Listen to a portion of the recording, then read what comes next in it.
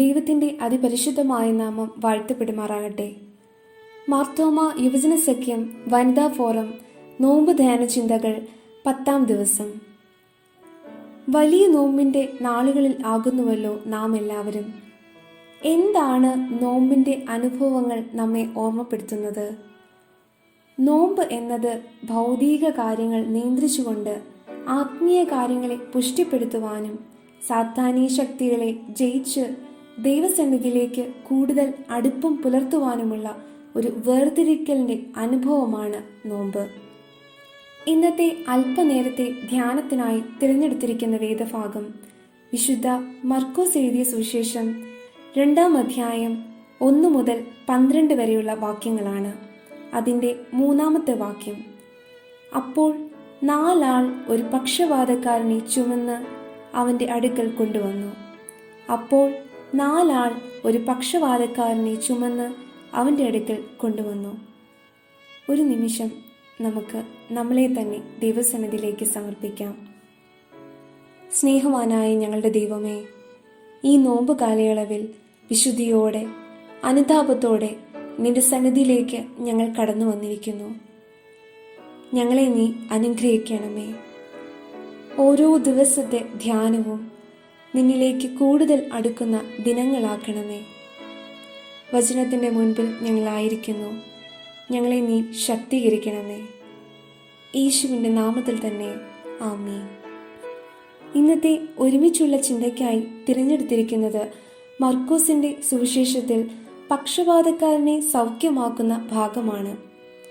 ക്ഷമിക്കുന്നവനായ ക്രിസ്തുവിനെയാണ് ഈ ഭാഗത്തിൽ കാണാൻ കഴിയുന്നത്. ഒരുവന് പാപമോചനത്തിലൂടെ സൗഖ്യം ലഭിക്കുന്നു.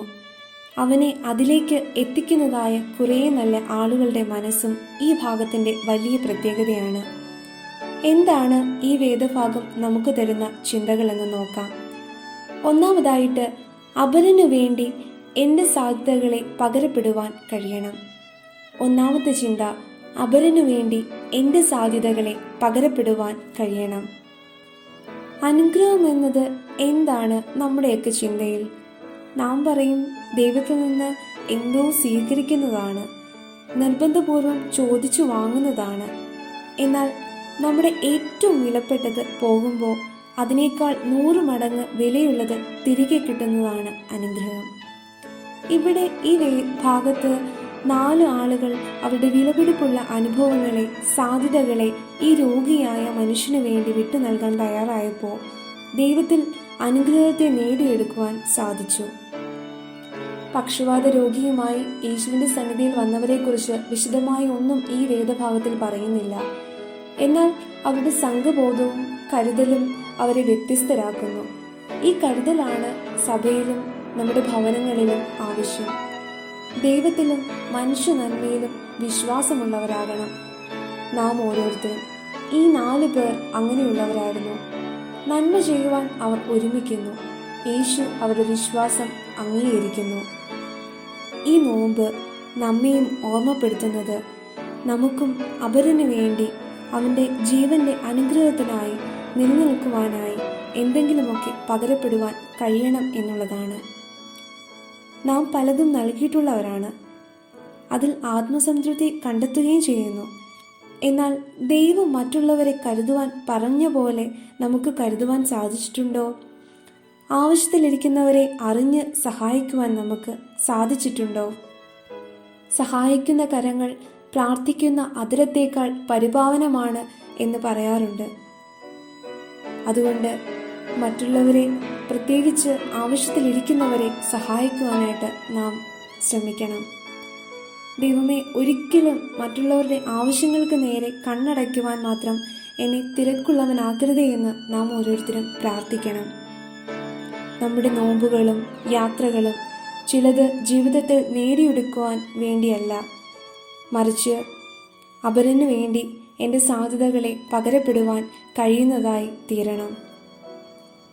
രണ്ടാമതായിട്ട്, ലക്ഷ്യബോധം ഉള്ളവരാകണം. 2 ലക്ഷ്യബോധം ഉള്ളവരാകണം. ശാസനകളെയും നിർബന്ധങ്ങളെയും അതിജീവിച്ച ക്രിസ്തുവിനെ തേടുമ്പോഴാണ് സൗഖ്യം ലഭ്യമാകുന്നത്. ക്രിസ്തു തന്നെ ഏൽപ്പിച്ച ഉത്തരവാദിത്തങ്ങളിൽ നിന്ന് ഒരിക്കലും പിന്മാറിയില്ല. പ്രതിസന്ധികളിൽ കൂപ്പുകൈകളോടെ പിതാവ് തന്നിൽ ഏൽപ്പിക്കപ്പെട്ട ലക്ഷ്യത്തിലേക്ക് യാത്ര ചെയ്തു. ഇത് നമുക്ക് എന്നും ഒരു പാഠമായിരിക്കണം.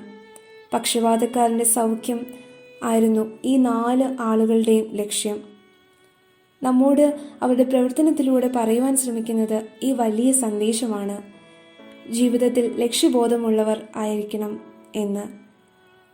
വിടുതൽ ക്രിസ്തുവിലാണ് എന്ന ചിന്ത അവരെ അവനിലേക്ക് എത്തിച്ചു. അതിനാൽ പ്രതിസന്ധികൾ ഒരു തടസ്സമായി അവരിൽ തീർന്നില്ല. പ്രിയമുള്ളവരെ, നോമ്പ് ഒരു മാറ്റത്തിൻ്റെ കാലമായി മാറണം. നമ്മിൽ പുഞ്ചിരിക്കുന്ന മുഖമായി, നിർമ്മലമായ മനസ്സും ചുറ്റുമുള്ളവർക്ക് സന്തോഷവും ആനന്ദവും പരത്തുന്നവർ ആകാൻ നമുക്ക് കഴിയണം. നോമ്പിൻ്റെ ദിനങ്ങൾ നമ്മിൽ പിന്നിടുമ്പോൾ നമ്മുടെ ദൗത്യത്തെയും വ്യക്തിത്വത്തെയും തിരിച്ചറിയേണ്ടത് ആവശ്യമാണ്. വിമോചകരാകേണ്ട നാം ഇനിയും തളർന്നിരിക്കാൻ പാടില്ല. തളർച്ചയിലായിരിക്കുന്നവർക്ക് താങ്ങാകേണ്ടവരാണ് നാം ഓരോരുത്തരും. നോമ്പാകുന്ന അഗ്നിയിൽ നമുക്ക് നമ്മെ തന്നെ ശുദ്ധി ചെയ്യാം. അതിന് ദൈവം നമ്മെ സഹായിക്കട്ടെ. ആമേൻ.